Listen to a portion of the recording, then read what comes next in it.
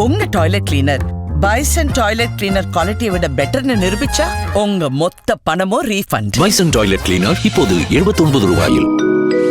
சொந்த வீடு வாங்க ஸ்டெப் ஸ்டோனுக்கு வாங்க. Step stone. சார், கரூர் கூட்ட நெரிசல் தொடர்பான வழக்கு சுப்ரீம் கோர்ட்டில் வந்துச்சு. அப்போ வந்து பார்த்தீங்கன்னா தமிழ்நாடு கவர்மெண்ட் என்ன சொல்லியிருக்காங்கன்னா, ஹைகோர்ட் அமைச்ச அந்த எஸ்ஐடியே வந்து தொடரலாம் அப்படின்ற மாதிரி கேட்டிருக்காங்க. அப்புறம் சிபிஐ அந்த விசாரணை வந்து ரத்து பண்ணணும் அப்படின்னு கேட்டிருக்காங்க. அதாவது சிபிஐ விசாரணை ஏன் வேணுன்றதுக்கு வந்து பல காரணங்களில் உச்சநீதிமன்றம் சொல்லிச்சு. இந்த சம்பவம் நடந்த உடனே விஜய் தரப்பு உண்மையிலே பயந்து போயிட்டாங்க. பேட்டி கேட்டாலும் பேட்டி கொடுக்கல. உங்களுக்கு ஓரளவுக்கு இந்த இதில் நாலேஜ் இருந்ததுன்னா நின்றுன்னா நான் வந்தேன் இது பண்ணேன், ஆனால் எனக்கு வந்து மிகப்பெரிய வருத்தம், என்னை நம்பி வந்தவங்க இறந்து போயிருக்காங்க, உடைந்த இதயத்தோடு போகிறேன், ஆனால் தமிழக அரசு உரிய பாதுகாப்பு கொடுக்க தவறிடுச்சு அப்படின்ற மாதிரி பண்ணிடுறேன். இவர் பேட்டி கீட்டி கொடுக்காம போய் வீட்டில் பூந்துக்கிறார், பொதுச்செயலாளர் காட்டுக்குள்ளே ஓடி போயிட்டார், இவர் இன்னொருத்தர் டெல்லி போயிட்டார், ஒருத்தர் மதுரைக்கு போயிட்டார், மொத்தமாக சங்கத்தை கலைங்களான்ற மாதிரி போயிட்டாங்க. அதிமுக பொதுச் செயலாளர் மறுநாள் கொடுக்குற பேட்டி வந்து இவர்களை காப்பாற்று கேட்டால் நைட்டே வந்து முதல்வர் வந்தார், பார்த்தார், நிறைய பேர் திமுக. அதெல்லாம் ஓகே. இவர்கள் அதை பெரிய அரசியல் பிரச்சனையாக மாற்றி தாவேக்காவை ஒன்றுமில்லாமல் பண்ணலாம், ட்ரை பண்ணலாம்.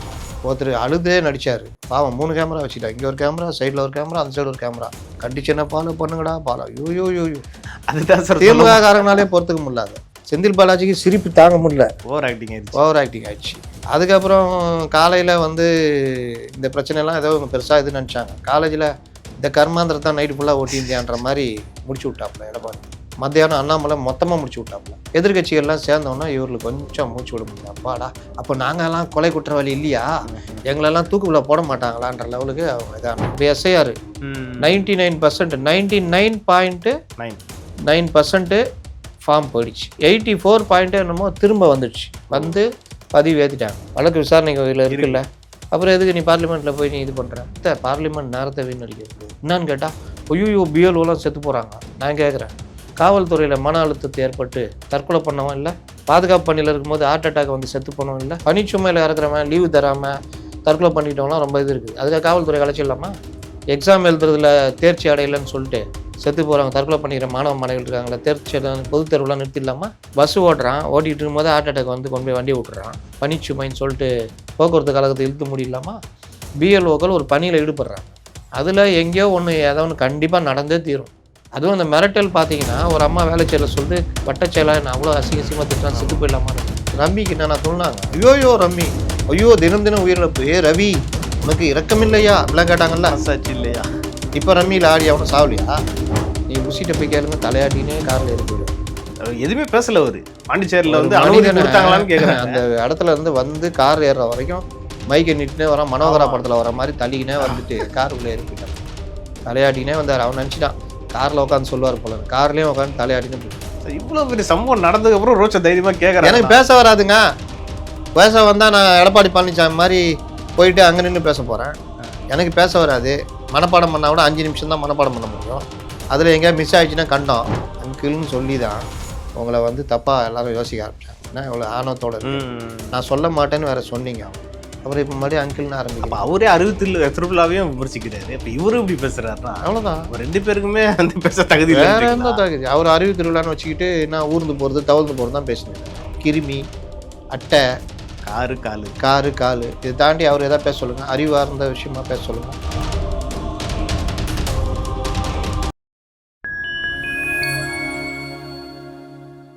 ஃபைன் டைம் நேயர்களுக்கு வணக்கம். இன்று நம்மோடு இணைந்திருப்பவர் மூத்த பத்திரிகையாளர் திரு அப்துல் முத்தலீப் அவர்கள். வாருங்கள் அவரிடம் அரசியல் சார்ந்த பல்வேறு கேள்விகளை முன்வைக்கலாம்.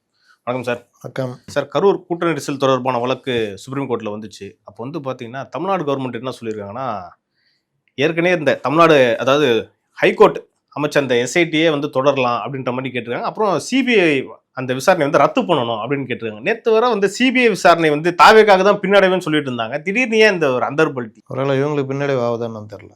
அப்படியா? அதாவது சிபிஐ விசாரணை ஏன் வேணுன்றதுக்கு வந்து பல காரணங்களில் உச்சநீதிமன்றம் சொல்லிச்சு. இந்த சம்பவம் நடந்த உடனே விஜய் தரப்பு உண்மையிலே பயந்து போயிட்டாங்க. அவர்களுக்கு இது வாழ்க்கையில் இதெல்லாம் சந்திச்சதே கிடையாது. இவர்கள் கூட இருக்கிறவங்களும் பெரிய நாலேஜபிள் பர்சன்லாம் கிடையாது. சட்ட ரீதியாக இதை எப்படி அணுகணுன்ற அடிப்படை இதுவும் கிடையாது. ஆலோசகர்களாக இருந்த இப்போ கேஎஸ்ஆர்லாம் இருந்தால் கேட்டுதான் சொல்லியிருப்பாரு. ஓகே, இதெல்லாம் ஒன்றும் இல்லை, இது இந்த செக்ஷனில் வரும், நீங்கள் இதுக்கு இந்த பதில் சொல்லுங்கன்னு. ஓகே. இவங்க தான் யாரையும் மதிக்க மாட்டாங்க. கேஎஸ்ஆர் போன்றவர்கள்லாம் இன்றைக்கி இன்னும் செங்கோட்டையனை தூக்கி வச்சுட்டு பேசுகிறாங்க. அவரோட பெரிய ஆள் கேஎஸ்ஆர் அவங்களாம் மதிக்காமல் ஒதுக்கி விட்டவங்க. போடான்ட்டு அவங்க போயிட்டாங்க அரசியலில். உடனே யாருமே இல்லைன்றப்போ இவர்களுக்கு பெரிய பிரச்சனை, அலறி அடித்து ஓடுறாங்க. பேட்டி கேட்டாலும் பேட்டி கொடுக்கல. உங்களுக்கு ஓரளவுக்கு இந்த இதில் நாலேஜ் இருந்ததுன்னா நின்றுன்னா நான் வந்தேன், இது பண்ணேன், ஆனால் எனக்கு வந்து மிகப்பெரிய வருத்தம், என்னை நம்பி வந்தவங்க இறந்து போயிருக்காங்க, உடைந்த இதயத்தோடு போகிறேன், ஆனால் தமிழக அரசு உரிய பாதுகாப்பு கொடுக்க தவறிடுச்சு அப்படின்ற மாதிரி பண்ணியிருக்கலாம். இன்னொன்று, இந்த கரூர் இன்சிடெண்ட்டுக்கு இவர்களும் ஒரு வகையில் காரணம். அதை தவிர்த்துருக்கணும். ஓகே. இவ்வளோ கும்பலை கொண்டு வர்றோம், இப்படி நெரிசலில் கொண்டு வரோம், லேட்டாக வந்திருக்க கூடாது. அப்போ லேட்டாக வரதெல்லாம் மேட்ரு இல்லை. லேட்டாக வரனா அவங்க போலீஸ் பார்த்துக்க போகுது. ஏன்னா எம்ஜிஆர் காலத்தெல்லாம் லேட்டாக போனதில்லை. எம்ஜிஆர்லாம் 4 மணி நேரம் 5 மணி நேரம் லேட்டாக போயிருக்காரு. அது மேட்ரு இல்லை. காவல்துறை உரிய பாதுகாப்பு கொடுக்கறது, ஸ்டாம்பேட் ஆகாமல் இருக்கிறதுக்கான வேலையை செய்யணும். இவர்களும் அந்த இருக்கிற நிலைமையை பார்த்துட்டு கொஞ்சம் பார்த்து நடந்துருக்கணும்.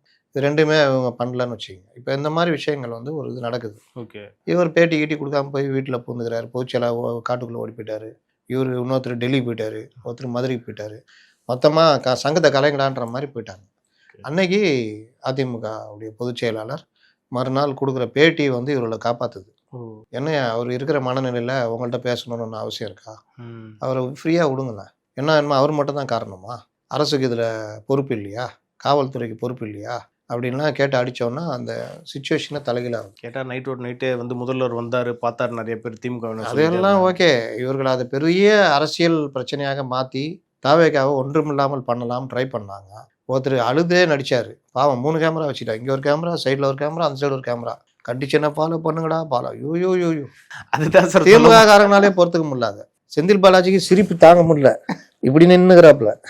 எங்க நிமிந்து பார்த்தா சிரிச்சிரோமோன்ட்டு அப்படியே எப்பா உலகமாக நடிப்பாருங்கடாங்கப்பா அப்படின்ற மாதிரி எல்லாருக்குமே ஒரு மாதிரி ஆயிடுச்சு. திமுகலேயே என்னங்க இது இந்த மாதிரி ஓரளவுதாங்க நடிக்கணும், இப்படிலாம் நடிக்கூடாதுங்க அப்படின்ற அளவுக்கு ஓவர் ஆக்டிங் ஆயிடுச்சு.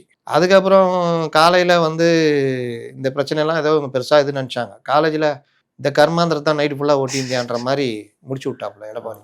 மத்தியானம் அண்ணாமலை மொத்தமாக முடிச்சு விட்டாப்புல. க்ரௌட் மேனேஜ்மெண்ட் என்னன்னு தெரியுமா? போலீஸ் ஏன் க்ரௌட் மேனேஜ்மெண்ட் உங்களுக்கு தெரியாதா? ட்ரைனிங் போட்டு அடியர்னு அடிச்சு விட்டாப்புல. எதிர்கட்சிகள்லாம் சேர்ந்தோன்னா இவர்களுக்கு கொஞ்சம் மூச்சு விட முடியாது. அப்பாடா, அப்போ நாங்கெல்லாம் கொலை குற்றவாளி இல்லையா, எங்களெல்லாம் தூக்குள்ள போட மாட்டாங்களான்ற லெவலுக்கு அவங்க இதானாங்க. ஓகே. இது இப்படியே போகும்போது தான் உடனே அன்னைக்கு நைட்டே அருணா ஜெகதீசன் கமிட்டி அவங்க உடனே அந்த முதல்வன் படம் பார்த்தீங்கல்ல, அந்த முதல்வன் பட பாணியில் அவங்க உடனே கிளம்பிட்டாங்க. போயிட்டு என்னப்பா என்ன சொல்கிறீங்க, நீ என்னப்பா சொல்கிற, நீ என்ன சொல்கிறப்பா, நீ சொல்கிறத அங்கே எழுதி கொடுப்பா. இப்படிலாம் விசாரணை கமிஷன் போகாது. விசாரணை கமிஷன் கூட ஒருத்தர் டைப் பண்ணுறவர், ஒருத்தர் எழுத்துக்குழுமாக எழுதுகிறவர், ஒவ்வொருத்தரையும் கேட்பாங்க, டீட்டெயில் வாங்குவாங்க, சம்மன் கொடுத்து வருவாங்க, நீங்கள் தகவல் சொல்லுங்கன்னுவாங்க. அங்கே கேமராவில் அந்த வாக்குமூலத்தை வாங்குவாங்க, அதை ரெக்கார்ட் பண்ணுவாங்க. எல்லாம் இப்படி தான் கேமராவை கூட்டிகிட்டு போயிட்டு நீ சொல்லுலாம் முதல்வன் படம் தான், சங்கர் படம் தான். இப்படிலாம் நடக்காது. சரி, இது ஒரு பக்கம். அவங்க ஏதோ கொஞ்சம் உடனே இது பண்ணாங்க. அந்த ஊடகங்கள்லாம் போய் அவங்கள பேசுறதெல்லாம் எடுத்துச்சுன்னு வச்சுக்கிங்க. 2 சைடுமே இது இருக்குது. காலையில் மறுநாள் அதிகாரிகள் பேட்டி கொடுக்குறாங்க. பேட்டி கொடுக்கும்போது முழுக்க விஜய் தான் காரணம், தமிழக அரசு மேலே குற்றமே இல்லை அப்படின்னு சொன்னாங்க. 3வது, இந்த மாதிரி ஒரு 41 பேர் இறந்தாங்கன்னா குறைந்தபட்சம் ஒரு டிஎஸ்பி லெவல் அதிகாரியாக சஸ்பெண்ட் பண்ணுவோம். எதுவுமே பண்ணாமல் இவர்கள் விஜயை குற்றவாளி ஆக்கணும், தாவேக்கா குற்றவாளி ஆக்கணுன்றதுக்காக இந்த வேலையெல்லாம் பண்ணாங்க. இதை எல்லாத்தையும் நான் சொல்லவில்லை, உச்சநீதிமன்றத்துடைய தீர்ப்பில் இதெல்லாம் சொல்லியிருக்காங்க. இடைக்கால தீர்ப்பில் இது எல்லாத்தையும் சொல்லியிருக்காங்க. இன்னொரு பக்கம் அந்த ஜட்ஜி அது ஒரு எஸ்ஓபி, அதாவது ஸ்டாண்டர்ட் ஆப்ரேஷன், அது சம்பந்தமான ஆப்ரேஷன் சம்பந்தமான ஒரு கோரிக்கை வைத்த ஒரு வழக்கு. அந்த வழக்கு கூட மதுரை கிளை டிவிஷன் பெஞ்சு எடுத்துருச்சு. 2 பேர் கொண்ட இது. 2 பேரை ஒருத்தர் பெருசானா 2 பேர் தான் பெருசு. அப்போ சிங்கிள் ஜட்ஜி எடுக்க மாட்டாங்க. சிங்கிள் ஜட்ஜியாக எடுத்தாரு. சரி, எடுத்து அதுலேயே போக வேண்டியதானே. இந்த மாதிரி ப்ரொசீஜர்லாம் சிங்கிள் ஜட்ஜி எடுக்க மாட்டாங்க, எடுக்கக்கூடாது. நீங்கள் உச்சநீதிமன்றம் 2 டிவிஷன் பெஞ்சு கவர்னர் மேட்டரில் அவ்வளோ ஆர்டர் போட்டாங்கல்ல, அந்த 10 இதான மாதிரி தீர்மானம் நிறைவேறின மாதிரி, நீங்கள் இவ்வளோ நாளுக்குள்ள அங்கே அனுப்பணும் மேடம், நீங்கள் மேடம் உங்களுக்கும் டைம்னோன்னா அந்த சொன்னாங்கல்ல பக்குன்னு பற்றிக்கிச்சு. ஏன்னா ஒரு ஜனாதிபதிக்கு டைம் கொடுத்து உச்சநீதிமன்றம் அந்த மாதிரி சொல்லக்கூடாது. அரசியலமைப்பு சட்டத்தில் அப்படி கிடையாது. எப்போவாவது ஆர்டர் போடலாம், திருத்துற வேலையை பண்ணலாம். ஜனாதிபதிக்கே கொடுக்குறாங்கன்னா ரெஃபர் வேணா அது வந்து அரசியலமைப்பு சட்டத்தை தொடர மாதிரி. அரசியலமைப்பு சட்டத்தை யார் தொடரணும்னா ஒரு லார்ஜர் பெஞ்சு, 5 பேர் கொண்ட பெஞ்சு, 7, 9, 11, 13 இப்படிதான். நம்ம சபாநாயகர்களுக்கு என்ன அதிகாரம் இருக்கு அப்படின்றது சம்பந்தமான இன்னை வரைக்கும் ஒரு அரசியல் சாசன அமர்வு விசாரணை ஓடிக்கிட்டு இருக்கு. அந்த மாதிரி பிரச்சனைகள்லாம் இருக்கு. அப்படி இருக்கும்போது ஜனாதிபதியை கேள்வி கேட்குறீங்களா அப்படின்னோன்னா 2 பேர் இதுக்கு அந்த மாதிரி இது இல்லைன்னொன்னா அவங்க திருப்பிக்கிட்டு 14 கொஸ்டின் கேட்டாங்க. ஏன்னா அவங்களுக்குள்ள அதிகாரத்தை பயன்படுத்தி நான் சொல்லுங்கப்பா அப்படின்னு 143 ஆர்டிகல் 143 கீழே. இப்போ நீங்கள் கேட்குற அறிவாளிங்க நீ எப்படி கேட்கலாம் வேணும் ஆர்டிகல் எடுத்து படித்து பார்த்தா தெரியும். இங்கே இருக்கவங்க தான் அப்படியே காது மூக்கெல்லாம் வலியுமே தெரிஞ்சுக்கிட்டே கேட்குறாங்களா தெரியாமல் கேட்குறாங்க. தெரிஞ்சுக்கிட்டே கேட்குறது, டைவர்ட் பண்ணுறது. தெரியாத நீ தெரிஞ்சுக்கிட்டு வந்து கேட்டானா வேற மாதிரி திட்டுறது. கைகூலி உங்கள் எஜமான்ட்ட போய் சொல்லு அப்படி இப்படின்றது. கேட்ட கேள்வி பதில் சொல்லலாம் சொல்ல தெரியாது. பாதிக்கு பேர் 90% சொல்ல தெரியாது. 10% தெரிஞ்சுக்கிட்டே எஸ்ஐஆர் 99% 99.9% ஃபார்ம் போயிடுச்சு. 84 பாயிண்ட் என்னமோ திரும்ப வந்துடுச்சு. வந்து பதிவு ஏற்றிட்டாங்க. மீதி வாங்கிட்டு இருக்கிறாங்க. 11ஆம் தேதி வரைக்கும் எக்ஸ்டென்ஷன் பண்ணியிருக்காங்க. முடிஞ்சிச்சா? இப்போ போய் நீ என்ன எஸ்ஐஆரை நிறுத்துன்னு அங்கே பார்லிமெண்ட்ல இன்னொன்று வழக்கு போட்டிருக்கல, வழக்கு விசாரணைக்கு இருக்குல்ல, அப்புறம் எதுக்கு நீ பார்லிமெண்ட்ல போய் நீ இது பண்ற? தெரியுதா? சம்சா நல்லா இருக்குது மச்சான். இன்னைக்கு என்ன வீணடிக்கிறாங்கன்றீங்க? நேரத்தை பார்லிமெண்ட் நேரத்தை வீணடிக்கிறது கவலையே படுறதில்ல. என்னன்னு கேட்டா ஐயோ பிஎல்ஓலாம் செத்து போறாங்க, மன அழுத்தம். நான் கேட்குறேன், காவல்துறையில மன அழுத்தத்தை ஏற்பட்டு தற்கொலை பண்ணவன் இல்லை? எவ்வளோ பேர் பாதுகாப்பு பணியில் இருக்கும்போது ஹார்ட் அட்டாக் வந்து செத்து போனவன் இல்லை? இப்போ கூட ஒரு லேடி எஸ்ஐ இறந்து போனாங்க, 45 வயசு என்னமோ. பணிச்சுமை இல்லை, பாதுகாப்புல இருக்கும்போது உடல்நல குறைவால் இறந்து போனாங்க. பணிச்சுமையில இறக்குறவன் லீவு தராம தற்கொலை பண்ணிட்டவங்களாம் ரொம்ப இது இருக்குது. அதுக்காக காவல்துறை கலைச்சிடலாமா? முடியாது. எக்ஸாம் எழுதுறதுல தேர்ச்சி அடையலைன்னு சொல்லிட்டு செத்து போகிறாங்க, தற்கொலை பண்ணிக்கிற மாணவ மாணவிகள் இருக்காங்களா, தேர்ச்சி பொது தேர்வுலாம் நிறுத்திடலாமா? பஸ் ஓட்டிட்டு இருக்கும்போது ஹார்ட் அட்டாக் வந்து கொண்டு போய் வண்டியை விட்டுறான், பனிச்சுமைன்னு சொல்லிட்டு போக்குவரத்து கழகத்தை இழுத்து முடியலாமா? என்ன இது? 67,000 பேர் பிஎல்ஓக்கள் ஒரு பணியில் ஈடுபடுறாங்க. அதில் எங்கேயோ ஏதோ ஒன்று கண்டிப்பாக நடந்தே தீரும். அதுவும் அந்த மிரட்டல் பார்த்தீங்கன்னா, ஒரு அம்மா வேலை செயல சொல்லுது, வட்டச்செயலா நான் அவ்வளோ அசிங்கமாக திட்டுறான், செத்து போயிடலாமான்னு இருக்குது. இந்த அம்மா சொன்னதுனால வெளியே வந்தது. சொல்லாமல் தற்கொலை பண்ணிட்டானா நீ இந்த பணின்னு சொல்லுவியா? பண்ணது யாரு? உன் வட்ட செயலாளர் இந்த மாதிரி மிரட்டுறான். அப்போ இந்த மாதிரி பல இது நடக்கும்போது 67,000 பேரில் 2 பேர் ஹார்ட் அட்டாக்கில் செத்து போயிட்டான். 67,000 பேர் எஸ்ஐஆர் பண்ணிக்கு போடுறாங்க. அட்டாக் எஸ்ஐஆர் பண்ணிலாம் முடிஞ்சவொன்னே வரணும் நான் உடம்பு சொல்லும். ஏதாவது நடக்க தான் செய்யும். எல்லா பணியிலையுமே ஏதாவது ஒரு நடந்து தான் இருக்கும்.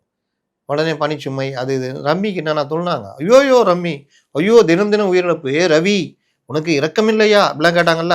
இல்லையா? இப்போ ரம்மியில் ஆடி அவனும் சாவலியா? இப்போ ஏன் அந்த மேட்டர் வெளியே வர மாட்டேங்குது? முன்ன ஞாபகம் இருக்குதா? பத்திரிகையில் டெய்லியும் வரும். முன்னாடி ஏன் நாய் கடி பார்த்துறீங்களா? டெய்லி இப்போ நம்மளை நாய் கடிக்குதா? நாய் எப்பவும் கடிச்சிக்கிட்டு இருக்கோம், அது வாட்டி நடந்து தான் இருக்கும். ஆனால் இப்போ மட்டும் ஏன் இது ஊடகங்கள் டிஆர்பிக்கு பண்ணுறது. நாய் கடி நம்ம பார்த்தா சும்மா நாயை பார்த்தாலும் பயமாக இருக்கும். நாயை நீங்கள் முறைக்க ஆரம்பிச்சின்னா அது பயந்துடும். என்னடா அவன் நம்மளை முறைக்கிறான்ட்டு இவனை கடிச்சு வைப்பான்னு கடிக்கலாம். இதெல்லாம் நடக்கும். இது உளவியல். நாய் டாக்டருக்கு சொல்கிறது கேளுங்க. நைட்டில் நீங்கள் போகிறீங்கன்னா நாய் உங்களை குலைக்குதுன்னா நீங்கள் வாட்டில் போயின்னா இருந்தீங்கன்னா கம்முனு கிட்ட வந்துட்டு போயிடும். ஆமாம். அதை முறைச்சிக்கிட்டு இன்னும் கொஞ்சம் இப்படி இப்படினீங்கன்னா அது பயந்துடும். ஆகா இவன்ட்ட தப்பு ஏதோ இருக்குடா சொல்லிட்டு வாடா அகடான்னு பக்கத்து நாயெல்லாம் கூப்பிட்டு தோர்த்தா அடிச்சு வச்சிடும். அப்போ இந்த மாதிரி ஒவ்வொரு விஷயமும் சொல்கிறேன். அப்போ இன்னைக்கு எஸ்ஐஆர் இந்த மாதிரி இது மாதிரி தான் இவர்கள் இந்த விவகாரத்தில் சிங்கிள் பெஞ்சு டபுள் பெஞ்சு மேட்டரை தாண்டி இவர் எஸ்ஓபி எடுத்தது எப்படி சரியாக இருக்கும்?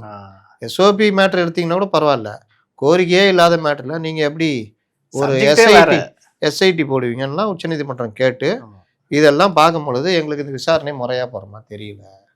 இன்னொன்று இவர்களுக்குள்ள வாய்க்காத்த வரப்பு தகராறு இருக்குது, தாவேக்காக்கும் திமுகக்கும். அப்படி இருக்கும்போது அவருக்கு நடத்துகிற விசாரணையில் நியாயம் கிடைக்கணும்னு எங்களுக்கு தெரியல. அப்போ எங்களுக்கு தேவை 41 பேர் அந்த உறவினர்களுடைய கண்ணீர் பாதிக்கப்பட்ட நூற்றுக்கணக்கானவர் காயமடைந்தோம், இவர்களுக்கு நியாயம் கிடைக்கணும். அவர்கள் எப்படி எப்படி உயிர்ந்தாங்கன்றது தெரியணும். அதற்காக ஒரு நியாயமான விசாரணை வேணுன்றதுக்காக நாங்கள் சிபிஐ விசாரணைக்கு பரிந்துரைக்கிறோம். அதுதான் இந்த தீர்ப்புலேயே இருக்கு. ஆமாம்.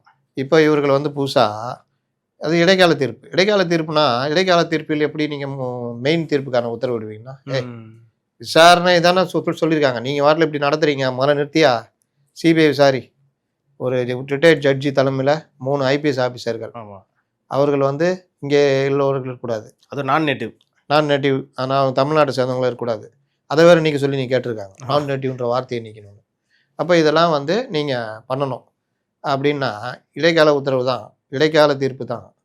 ஆனால் ஒரு வழக்கை டக்குன்னு விட்டு முடிச்சு வைக்க மாட்டாங்க. சரி, என்ன சொல்கிறாங்க, நீங்கள் சிபிஐக்கு உதவி பண்ணுங்க, என்னென்ன பிரச்சனை வருதோ என்கிட்ட வாங்க, நீங்களும் யார் யார் பாதிக்கிறீங்களோ எங்கள்கிட்ட வாங்க, பாதிக்கப்பட்ட 41 குடும்பம் கூட வாங்க, விசாரணை தொடர்ச்சியாக இருக்குது, நாங்கள் கண்காணிச்சுட்டே பண்ணுறாங்க.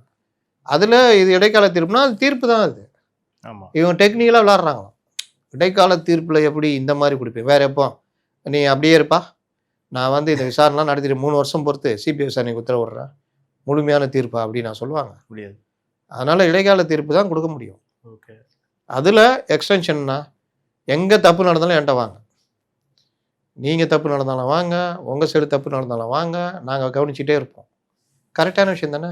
இப்போ இவங்க என்னன்னா, இது வந்து தேர்தல் டைமு, எஸ்ஐஆர் மற்ற இது ஓடிட்டு இருக்குது, சத்தம் இல்லாமல் இங்கே நகர்த்தி எதாவது வாங்க முடியுமா அப்படின்னு ட்ரை பண்ணுறாங்க. இதை தாவேகா கடுமையாக எதிர்க்கணும். நேரத்துக்குலாம் அறிக்கை வந்திருக்கணும், ஆனால் இன்ன வரைக்கும் வரலையே. வராது, தார் குச்சி போட்டு கொடுத்தனா கூட வராது. அவ்வளோதான் அவங்க நாலேஜ் சார். அவங்களுக்கு சம்மந்தப்பட்டது சார், முக்கியமான அதெல்லாம் தெரியவே தெரியாது. நீங்கள் புஷிட்ட போய் கேளுங்க, தலையாட்டினே காரில் ஏறி போயிடுவார். எதுவுமே பேசல அவரு. பாண்டிச்சேரியில் வந்து அனுமதி கொடுத்தாங்களான்னு கேட்குறேன். அந்த இடத்துல இருந்து வந்து கார் ஏறுற வரைக்கும் மைக்கை நிட்டுனே வரான், மனோகரா படத்தில் வர மாதிரி தள்ளிக்கினே வந்துட்டு காருக்குள்ளே ஏறி போயிட்டாங்க, தலையாட்டினே வந்தார். அவன் நினச்சிட்டான் காரில் உட்காந்து சொல்லுவார் போல, கார்லேயும் உட்காந்து தலையாட்டினே போயிட்டார். சார் உங்கள் மௌனம் வந்து இல்லைன்னு எடுத்துக்கலாமான்னு கேட்குறாரு, அதுக்கு இல்லை. இப்படியாப்பட்ட ஆளை பொதுச் செயலாளரை வச்சிருக்கிற விஜய்க்கு என்ன நாலேஜ் இருக்கு? கொஞ்சம் உறைந்தபட்சம். ஆமாங்க பார்த்தோங்க, பர்மிஷன் தரலங்க, இப்போ கொடுத்துருக்காங்க, மறுபடியும் கோரிக்கை வச்சுருக்காங்க, தரலன்னா அடுத்த கட்ட நடவடிக்கை என்னன்னு நாங்கள் கலந்து ஆலோசித்து முடிவு உங்களுக்கு சொல்கிறோம். சார் கரூரில் இவ்வளோ பெரிய சம்பவம் நடந்துச்சு, அதுக்கப்புறமும் எந்த தைரியத்தில் சார் இவங்க ரோட் ஷோ கேட்குறாங்க? எனக்கு புரியல. பொதுக்கூட்டத்தில் கேட்டாலும் பரவாயில்ல, எதுக்கு ரோட் ஷோ கேட்கணும்? பாண்டிச்சேரியில் ஏதாவது சம்பவம் பண்ணலான்னு கேட்குறாங்களா? சார் இவ்வளோ பெரிய சம்பவம் நடந்ததுக்கப்புறம் ரோட் ஷோ தைரியமாக கேட்குறாங்க. எனக்கு பேச வராதுங்க, பேச வந்தால் நான் எடப்பாடி பழனிசாமி மாதிரி போயிட்டு அங்கே நின்று பேச போகிறேன். எனக்கு பேச வராது. மனப்பாடம் பண்ணால் கூட 5 நிமிஷம் தான் மனப்பாடம் பண்ண முடியும். அதில் எங்கேயா மிஸ் ஆயிடுச்சுன்னா கண்டம், பேப்பர் வச்சு படிக்கணும்னா கூட இது. ஓகே, அப்புறம் என்ன தான் பண்ணுறது? நான் இப்படி தான் சீனை போட முடியும். இப்போ காலேஜில் பேசினார்ல, அது மாதிரி பெஸ்ட்டு போட்டோம். காலேஜில் என்ன பேசினார்? ஃபாஸ்ட்டு ஃபேக்ட்டு சின்ன பசங்க மாதிரி தானே பேசினார். சப்ஜெக்ட் எங்கே பேசினார்? நீங்கள் காஞ்சிபுரம் போயிட்டுனா காஞ்சிபுரத்தில் பாதிக்கப்பட்டிருக்கார், உடனே நம்ம ஆளுங்க சார் அவர் விவசாயி நெசவாளர் பற்றி பேசியிருக்காரு. என்னங்க பேசினார்? நெசவாளர்கள் கடுமையாக பாதிக்கப்படுகிறார்கள், அவர்களுக்கு ஊதியம் சரியாக கிடைக்கவில்லை அப்படின்னாரு. சரி, வேற என்ன சொன்னார்? இது சொன்னா போதாதா? பாலாறு பற்றி பேசுகிறார் தெரியுமா? பாலாறு பற்றி என்ன பேசினார்? பாலாறில் வந்து இன்னைக்கு மாசடைந்து உள்ளது, மணல்லாம் அள்ளுறாங்கன்னு சொன்னாரு. மணல் கொள்ளை பற்றி பேசினார் தெரியுமா? பேசினார், பயங்கரமா பேசிட்டாரா? 4800 கோடி ரூபாய்க்கு மணல் அள்ளப்பட்டிருக்குன்னு சொன்னார் சார். பாலாத்துலயே அழிகிறான், தமிழ்நாடு ஃபுல்லா அழிகிறான் தான் அங்க புகார். அதை கூட ஒழுங்கா சொல்ல தெரியல சார். இவ்வளோ சொன்னாலே போதாதா? நீங்கள் என்ன எதிர்பார்க்குறீங்க? உங்கள் இஷ்டத்துக்கெல்லாம் பேச முடியாது சார். அவர் இதெல்லாம் பேசினாரா பார்த்தீங்களா? அங்கிள்னு சொன்னாரா? அங்கிள்னு சொல்லக்கூடாதுன்னு சொல்லி வச்சுக்குது. அங்கிள்னு சொல்லி தான் உங்களை வந்து தப்பாக எல்லாரும் யோசிக்க ஆரம்பிச்சாங்க. என்ன இவ்வளோ ஆணவத்தோட இருக்கு, நான் சொல்ல மாட்டேன்னு வேற சொன்னீங்க. அப்புறம் இப்போ மறுபடியும் அங்கிள்னு ஆரம்பிக்கிறேன். அவரே திருவிழாவையும் விமர்சிக்கிறாரு, இப்போ இவரும் இப்படி பேசுறாருன்னா அவ்வளோதான். 2 பேருக்குமே வந்து பேச தகுதி வேற எந்த தகுதி? அவர் அறிவு திருவிழான்னு வச்சுக்கிட்டு நான் ஊர்ந்து போகிறது தவழ்ந்து போகிறது தான் பேசினுக்கிறாரு. கிருமி, அட்டை, காரு காலு இதை தாண்டி அவர் எதாவது பேச சொல்லுங்க, அறிவார்ந்த விஷயமா பேச சொல்லுங்க. பேசினா ஓடி போயிடுவான். என்ன நீ கொடுக்குற 300 ரூபாய்க்கு வந்து உட்காந்து இது கேட்கறதே பெரிய விஷயம். இதில் வேற இப்போ கூட திருப்பூரில் கூட வந்த கூட்டத்துக்கு 200 ரூபா கொடுத்துட்டு இருந்தா வீடியோலாம் வந்துச்சு சார். அது எல்லா முதலாளித்துவ கட்சிகளும் கொடுத்து தாங்க கூட்டுவாங்க. கொஞ்சம் பேர் தன்னெழுச்சா வருவாங்க, மீதி கொடுத்து கூட்டுவாங்க. இது சரி கூட்டினார், அதில் ஒரு பேசியிருந்தார்ல, அப்படி வச்சுக்கிட்டு இன்றைக்கு பல பேருக்கு திராவிடம் என்றால் என்னவென்றே தெரியவில்லை. உங்களுக்கு தெரியுமா? அந்த 200 ரூபா வாங்கிட்டு வந்தேன், அவனுக்கு தெரியுமா? இந்த தாவேக தொண்டர்கள்ட்ட போய் மைக்கு போட்டு கேட்குறானுங்கல்ல, அதை கேளு, இங்கே கேள. இந்த கூட்டத்துக்கு வந்து திராவிடன்னா என்ன சொல்லுங்க, முதலீடு எவ்வளோ வந்திருக்கு, எதாவது கேளுங்க, ரிப்போர்ட்டருங்க கேட்டால் அடிச்சிடுவானுங்க. கொஞ்சம் ஏமாந்தவனா அப்படியே கேட்கலாம், அதை ரீல்ஸ் எடுத்து போடலாம். இவனும் ஏதாவது வளர்ந்து இருப்பான். ஒருத்தன் சொல்கிறான் பிரதமர் ஆகிறதுக்கு அளவுக்கு தகுதி எங்கள் தலைவருக்கு இருக்குது. ஏய், இந்தியாவுக்கு ஜனாதிபதி ஆகிறது தகுதி இருக்குது அப்படின்ட்டான். ஓகே சார், பொறுத்து இருந்து பார்ப்போம். எலெக்ஷன் வேறு நெருங்கிக்கிட்டே இருக்குது. தாவேகா அரசியல் மற்றும் சமூக நிகழ்வு குறித்து நம்ம நிறைய பேசணும் சார். இது குறித்து அடுத்தடுத்த நிகழ்ச்சிகள் இன்னும் நம்ம டீட்டெயிலாக பேசலாம் சார். நன்றி.